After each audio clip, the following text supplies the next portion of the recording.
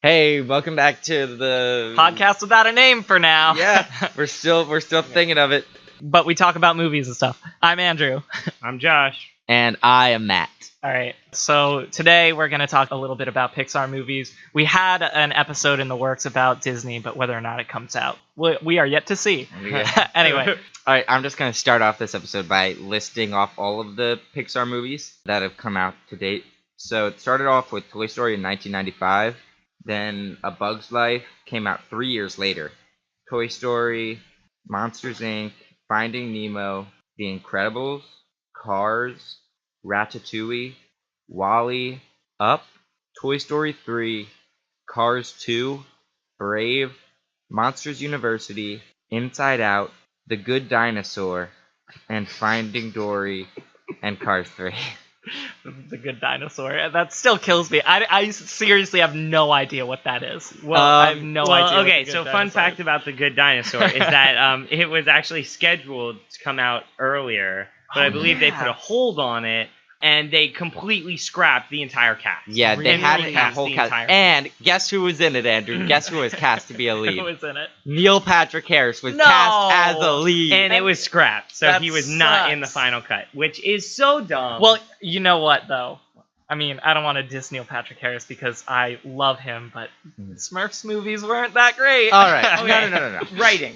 He was What are you paid talking to about, act, Andrew? Not right. Okay, and yeah. that was the writing. All right. I think he did a great job at it. Well, yeah. Then again, I only saw like 5 minutes, like flipping through channels, and I was like, yeah, I'm not gonna watch this. Not even give it the time of day. Yeah. Well, I mean I feel like the writing was just not good.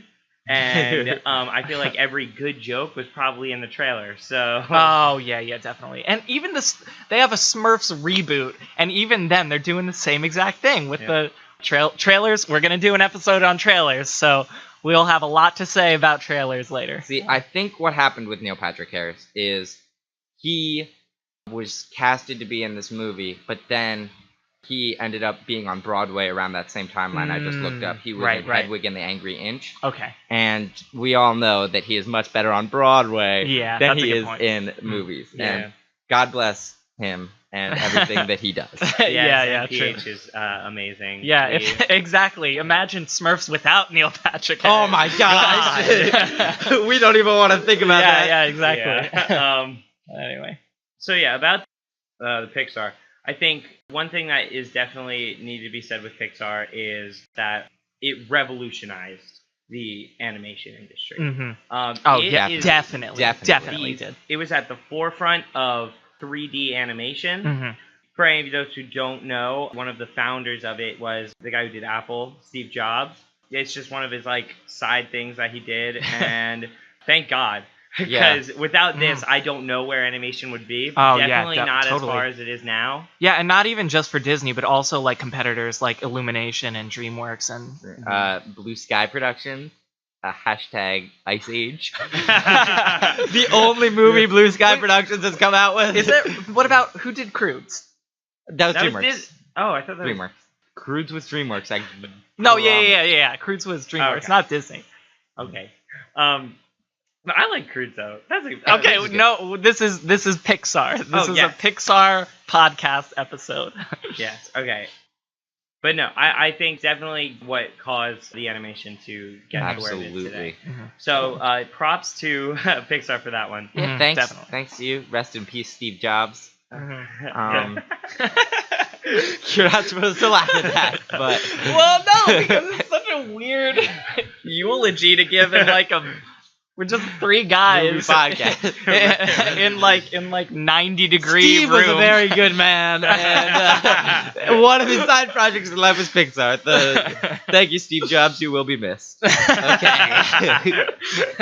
In the arms of the angels. Anyway. Okay.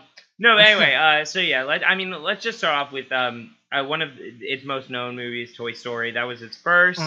3 years before it had anything else. I think one of the things I wanted to say is that, especially when it started out, it took a lot of time with each of its things because it was a small, growing project. But even now, when it's a huge industry, it still only comes out with one movie a year, or maybe not even that. Oh, I would say And like one every 2 years. it's pretty cool that they actually put that much time into it, into Mhm. each of their movies. Yeah, That's how you know definitely. that they're going to be good. Well, I mean, the one that's coming out, going to be coming out next, is supposed to be Incredibles 2. And I mean, that's Mm-hmm. right. It's not what it's. Coco, I believe it's called. Oh yeah, that's coming out this year. Oh my gosh, That's crazy. Totally forgot about that. Mhm. Mm-hmm. Yeah. But what, as I was going to say, was Incredible 2 is supposed to be coming out pretty soon, Mm-hmm. and that's been in the works for quite a while. Oh, yeah, yeah, seriously, definitely. that was announced like 3 years ago. Yeah, the project was announced 3 years ago. They got the green light, I think, a little bit after that, and they've been working on it for, I think, over a year at least now. I mean, they just really put a lot into these movies, which I think is shown through how great they are. Oh yeah, and you can tell like through the list that Matthew went over at the beginning of the movie, the podcast. You know, consistent quality throughout the board. There are only like, I don't know, 3 movies that I can say I didn't care for too much in the Pixar library. Yeah. Most of them I would say at least good. Yeah, which exactly. is better than a lot of know. what the movie Cars industry 2. is pumping out. Yeah, I mean, well, yeah, Like, all right. Let's go over the stuff that I didn't all right. like. I didn't like Cars 2. I didn't like. This may hurt some people, but I didn't like Finding Nemo 2. Yeah. A lot of Finding people. Dory. Finding Dory, yeah.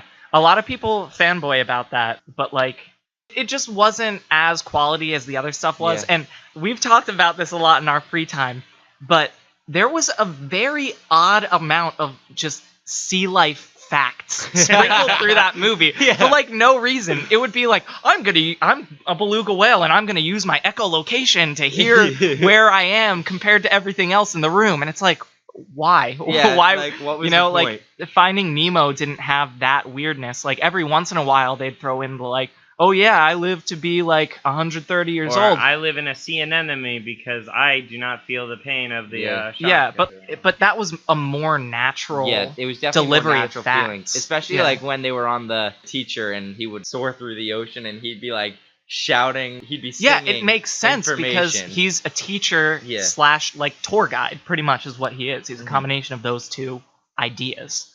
So yeah, another one that I saw, neither of my brothers saw, Good Dinosaur. I saw it, didn't really care for it. It felt really rushed to me, and it just didn't have a good Oh really? thing. Like the pacing, or it felt cheap? Yeah, well, that year actually they put 2 out in the same year. Inside Out was earlier that year. Oh, and I you think know what? That's probably why it got glossed over. Oh, absolutely. Because everyone went for Inside Out. I mean, I think it was won nominated the for an Oscar. Oscar. It It won the Oscar. Yeah. That was a great movie. I really liked it. I don't know. I might take it back. I might have to watch it a second time. But there were times in that movie where I felt like I was just watching sort of like disjunct episodes. Like, yeah. It was like, oh, let's go over here and do this thing, and oh no, now that island collapses, let's go over to this other island and do some things. Oh no, that one collapses too, and that happened like 4 times in the movie. I was just like, it was very good in imagination, and the theme was beautiful. Oh, and I think that's what saved it from the overarching narrative, saved it from the tiny little episodes that felt like 20-minute shorts or something like that. Yeah, that's definitely true. Another thing about that movie I liked is the cast. I think they had a really, really good cast.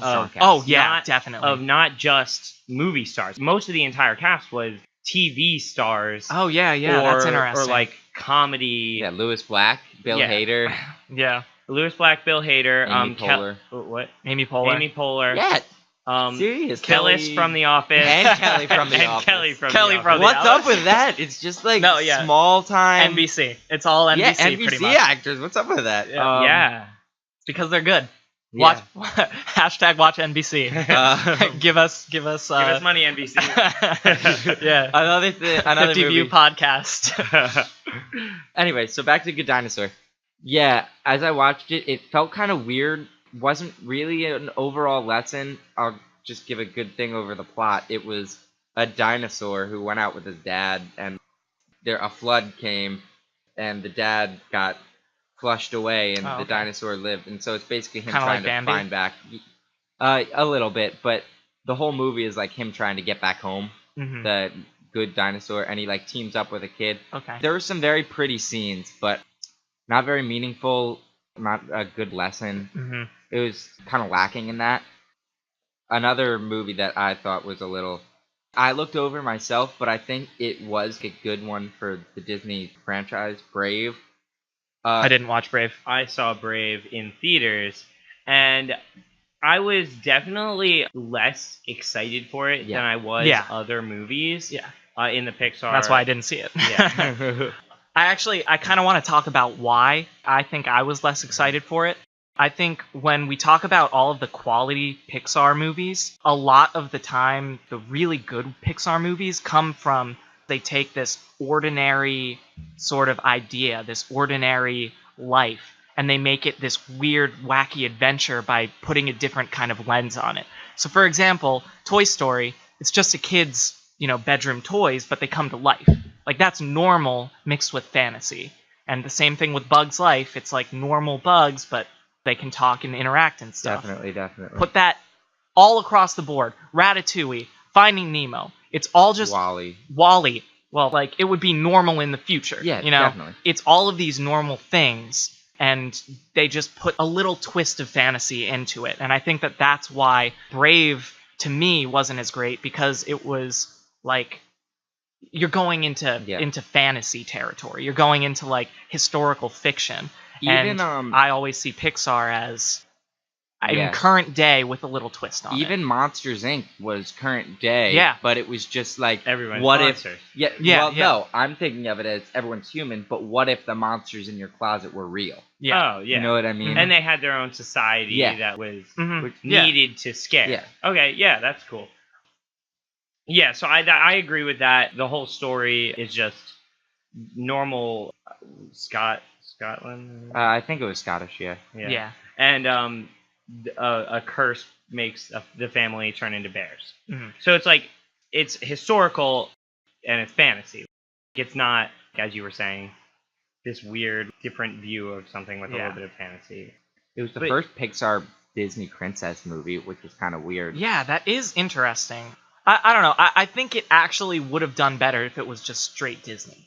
I think it fits better into the Disney catalog than a Pixar catalog, because when I think of Pixar, I think of that theme. Mm-hmm. Yeah, I definitely agree with you on that one.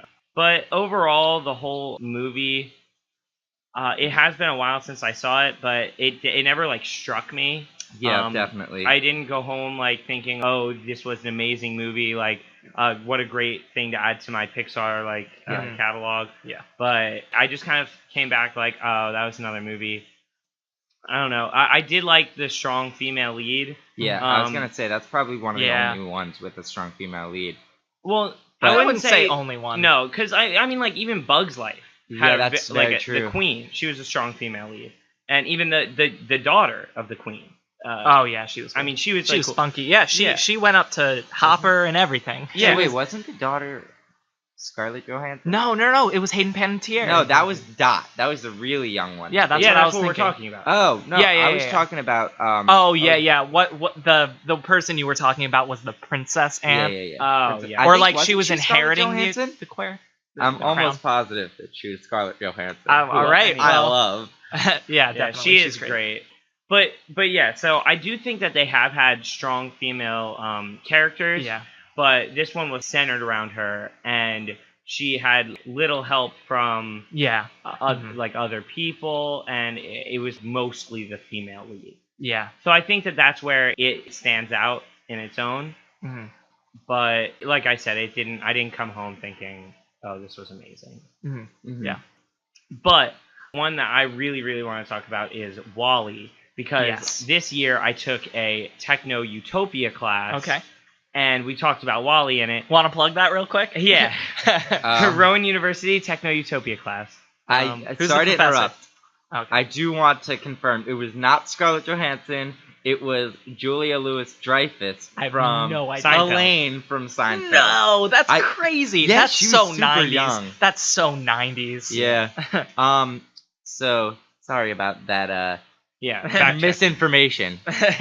So anyway, I do really want to talk about WALL-E just because I think it has a lot of deeper context in it that is all previous to the movie even starting. Mm-hmm. Like the whole world is a garbage dump. Yeah. And it's like, how did they get there? And it really just shows how humans, I mean, we pollute and we rely really heavily on technology. They get on the ship and it's supposed to be like this luxurious place. Next thing you know, they're all fat and can't It's even like get out of their chairs. Right. Yeah. Just because they're relying on their technology 24/7. Right. So I think that's a really cool theme to throw into a kids movie. And I think that it's amazing how they tell you all of that without any dialogue saying that. Yeah. Like Exactly. you just know that that's what they're talking about just by Wally driving around with his little treads all throughout the garbage dump that is planet Earth. And like, what is it? 20 minutes, half an hour without any dialogue at all in that movie? I mean, other It's awesome. than Eve saying Eve. yeah, No. exactly. But I completely agree with that. I've always looked at movies with little dialogue that tell a great story as like some of the greatest. Because one thing that sets movies and TV apart from other forms of media are that they use the visual aspect to tell a story. Right. Not just relying on dialogue and things like that. Right. So I think if you can tell a story without needing to explain word for word what's going on, it's brilliant. And I think that they do it so beautifully in the fact that all the animation is done very well and they don't shove it in your face. You just kind of see it for yourself. Yeah, definitely. Yeah, definitely. I totally wanted to hit on Wall-E at some point, and I actually kind of got Castle in the Sky vibe from that too, because the thing that Castle in the Sky and Wall-E had in common, that's a Miyazaki movie, by the way. If you don't know who that is, watch his movies. They're brilliant. They both have these little cartoony either openings or endings that you sort of learn more about the world, even though it's not a part of the main story. Absolutely. The end credits of Wall-E shows in like a cartoon segment. Credits. Yeah, and it's all like wall art because you want to watch the end credits. Those are good end credits. and it's like caveman drawings almost, and it's like all of these people going back to Earth and planting things for the first time and like walking around and relearning how to cultivate and stuff like that.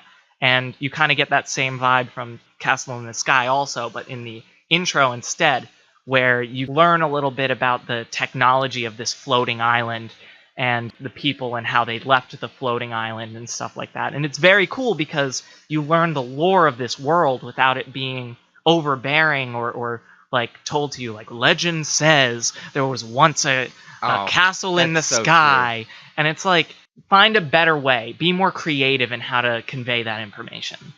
I definitely agree with that. That's one of the reasons why was Wall-E successful. Oh, I mean, I think so. I don't know if it was in the box office, but it critically everybody loves Wall-E. Everybody likes Wall-E. Mm-hmm. Up. Yeah. The opening of Up. Right. Yeah, and once again, just a normal road trip movie, but instead of it being a road trip, they take it with a bunch of balloons in a house. Yeah, that's going back to that point. But also the opening 5 minutes of Up.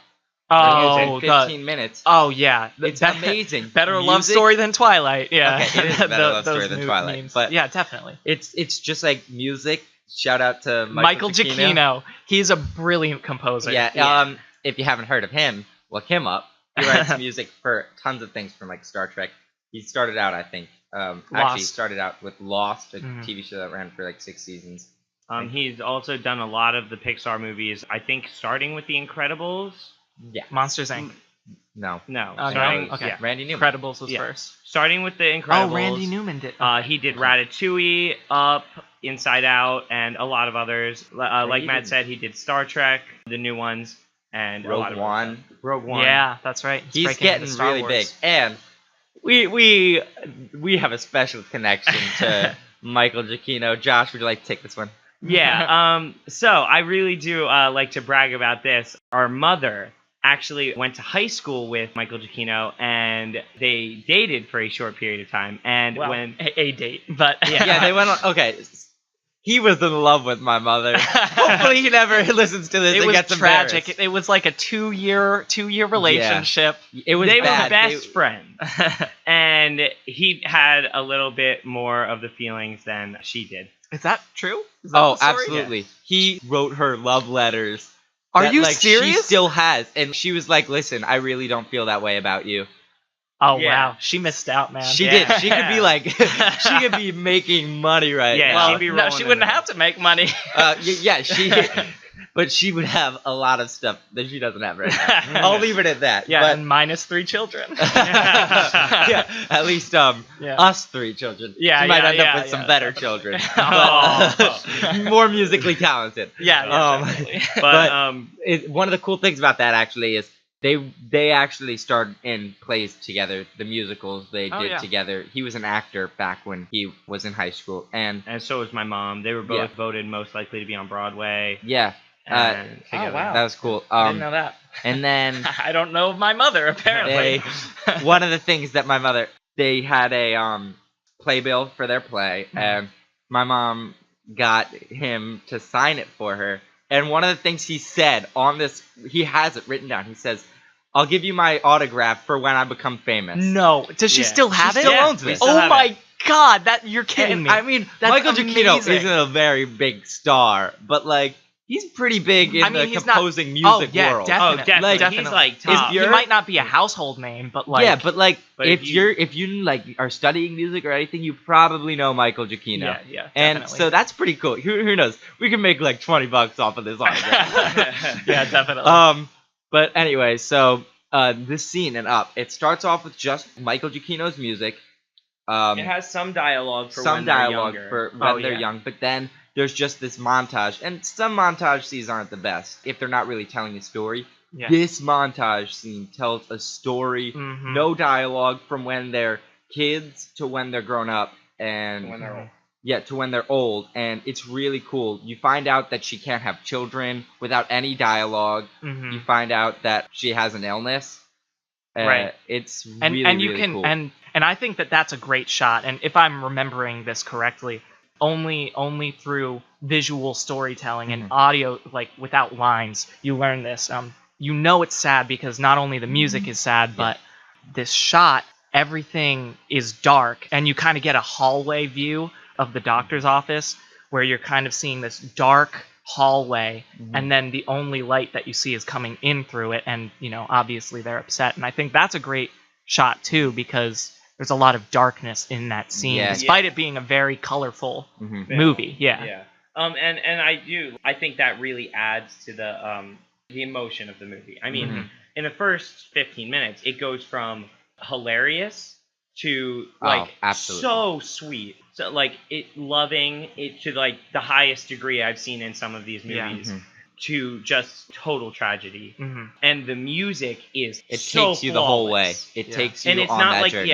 it does. It takes you on an adventure, and it's not like 3 different songs, one for the Mhm. funny scene, one for the Yeah. loving scene, and one for the tragedy It's the scene. same melody, but it's just played Yeah. in different ways. It's wonderful. And I listen to his music, especially when I'm doing homework and stuff, and Mhm. I can tell exactly what part it is Yeah. just from listening to it. And Yeah. you can have an emotional response to it even without the Yeah. visual. And that's how you the know. other way around too. Like you can have it with just the visuals without the music, Mhm. but you have like the most with them both together. Yeah, and definitely. It's Yeah. really And that's something. how you know that you have both a good score musically and good filmmaking. hmm It's, Because if you can take these two things separately and still feel a large impact Yeah. of what is meant to be felt, then that shows what how good of a job. And you've done. also, just Up was fantastic. I think that's Yeah. probably my favorite Pixar movie I now that agree. we're talking And about it. I opened up the disc case a little while ago, and the DVD wasn't in the case, so No. we don't currently own Up. That's sad. We're gonna have to re-get that. Yeah, well, get your Disney points. Oh, speaking of which, if you do not use your Disney points, either send them to us or use them. It is a wonderful. Okay, they're not paying us, but I'm serious. I've gotten like 4 free movies just by using this Disney thing. You don't even have to pay for shipping. It is Mhm. incredible. Yeah. Hashtag send us money, Disney. Yeah. But not only just the opening scene, also, but the fact that this movie can take that opening scene and be like, we're gonna follow that up for the next 80 minutes of runtime Yeah. and still be a great movie. That could have been a short film by itself. Oh, But absolutely. they still managed to keep that level consistently up of just quality. Up. Up. Yeah, and also it's very much a film about him living through his struggles and feeling happy again. And that's also a theme that you caught on a little bit in the opening. There's a parallel there. There's symmetry between the end and the beginning of the movie. And it's actually really cool. One of the problems he had was he was never able to have children in his entire life, and then a kid is just shoved into his life. Yeah. So it was probably hard for him. Like, I was never able to have kids. Wow. Yeah. I never thought of that before. Oh, well, I mean, I thought That's a of good it point. more as like he's always wanted to be a father. I mean, in the beginning, you can tell that they were so upset with the fact that they couldn't have children. Of course, after the wife dies, he never adopts or anything. And after this gives him a chance to have. That's also true. And I think that's definitely more true to the end of the movie, where he's like, "Wow, I'm actually this kid's role model. Yeah. This is really cool." But like at the beginning, he's like, "I don't really know if I want this." Yeah. You know, and it probably reminds him of his wife. Exactly. That, and that's the big thing, is he has to move on without forgetting everything. And I think that that's something that is so unbelievably I can't even believe that they did that in a children's movie. Yeah, like we're just starting to understand this stuff right now as we're recording. This movie is so complex, and it's like really cool. We could go into like the child's point of view, who his father was never there for him, and then he has this, and you can tell he's got this sort of like way where he like doesn't know. He's like either too young or he's very much a kid. They play a kid so much better than so many kids in films. Yeah, exactly. Yeah, they wrote brilliant. Yeah, like really he doesn't understand like how to take no for an answer, or like he doesn't understand how like the guy's messing with him in the beginning, or like when to stop because it's not working and stuff like that. But when he does get upset, he feels it like really deeply and doesn't even like try to hide it that much. And that's also very much a child thing to do. It's very innocent and being okay with your feelings, and I think that their portrayal was just amazing. Yeah, and I think on top of that, so we've got this really, really deep meaning with the wife, with the child's perspective, with not having a father figure and then getting one, and with this guy now having a kid in his life when he never was able to. So that's like this really, really deep level. But then you've also got this story of a old man who finds a kid who really brings out the kid in him, which, I mean, is told before in a lot of different movies. But this is just so imaginative. Yeah. I mean, yeah, definitely. If you don't like smile when you see those hundreds of balloons in the sky, all different colors. Yeah. And there's actually one great scene where the house is like going up and your view is from inside of a kid's apartment, and then all the balloons pass the kid's window, and the whole room changes the colors of the balloons, and the kid like jumps up. That's a beautiful shot. It's a very beautiful shot, and that was really cool.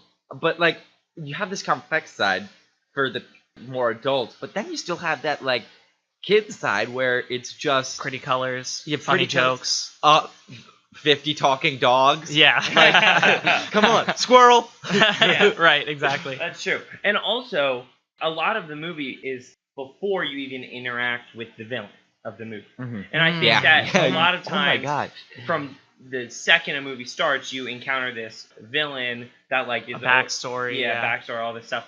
And I mean, you do kind of get this backstory of his admiration for the guy, which is a great sneak peek for what's to come without beating you over the head with it. When you're watching, foreshadowing. When you're watching this movie, you would never expect for this character that was in a newspaper clipping and in the ad for a TV. You would never expect for him to be the villain at the end of the episode, because it's just like normal background noise, normal background stuff.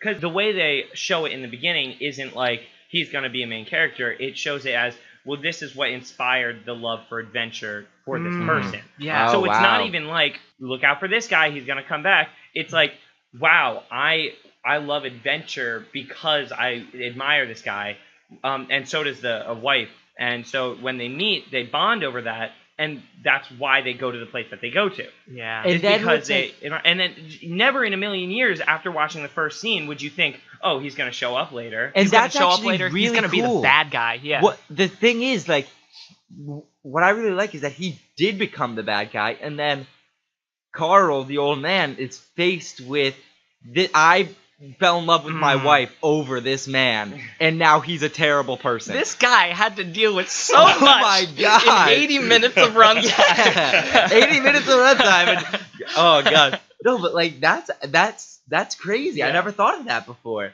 All He right. has to face. All right. Oh, man. Any film professors that are watching this, do a whole class on Up because it's beautiful. The stuff that you can just glean out of it. It's crazy.